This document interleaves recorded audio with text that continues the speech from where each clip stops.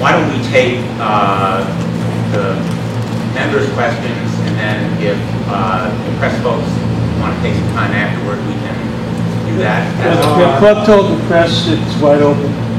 It's wide open? That's Yeah. fine with me. That's fine. And I'd like to start, Mr. Blumenthal. Sure.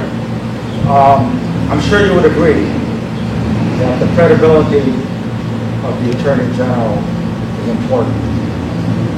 And I'm sure that you would never plan to mislead audiences by using loose language. And knowing those two things, I'd be curious as to what your response is to why former Congressman Chris Shays and current former photographer Bob McDonald said on the record that you not once, not twice, but repeatedly told crowds and indicated to various degrees that you served in Vietnam.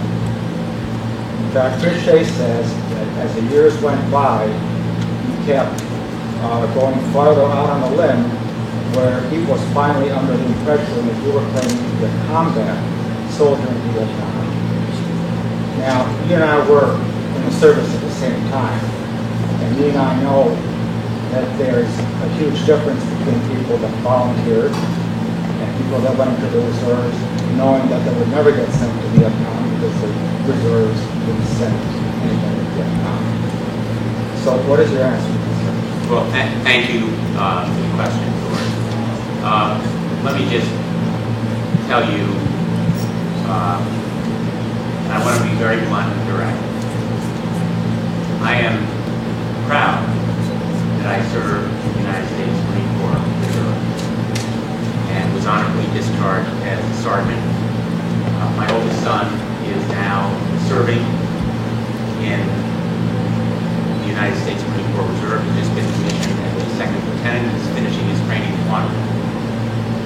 I made mistakes in the way that I described that service. I incorrectly described it on a limited number of occasions, out of literally hundreds,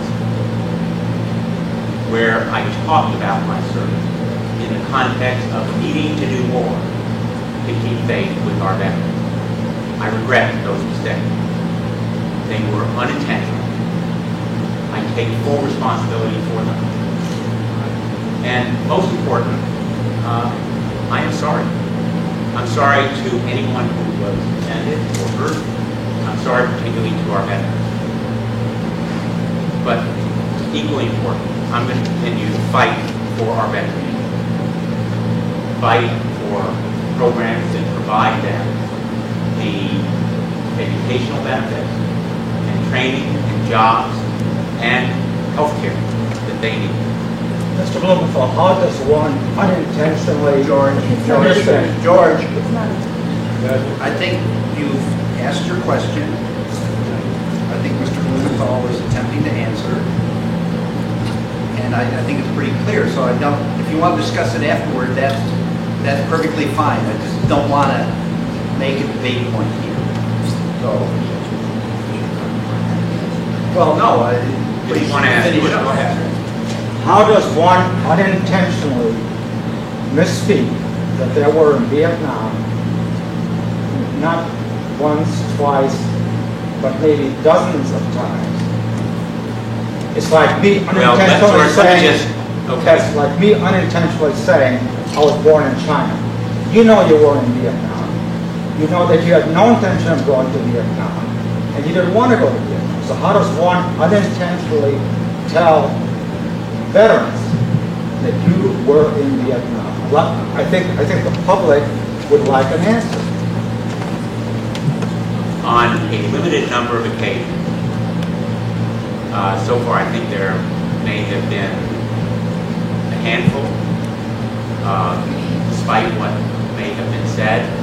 I said that I served in Vietnam rather than during the Vietnam era. That was the mistake, essentially. And regardless of the number of times, I misstated. And George, most important,